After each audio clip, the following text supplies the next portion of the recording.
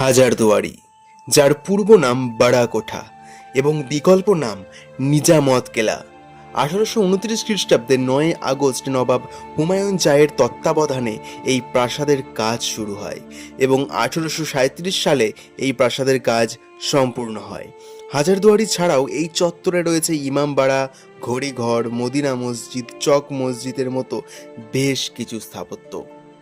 মুর্শিদাবাদ ভ্রমণের নবম পর্বে হিস্টোরিক্যাল ইন্ডিয়া ইউটিউব চ্যানেল আপনাদের জন্য নিয়ে চলে আসছে হাজারদুয়ারি বা নিজামত কেলা।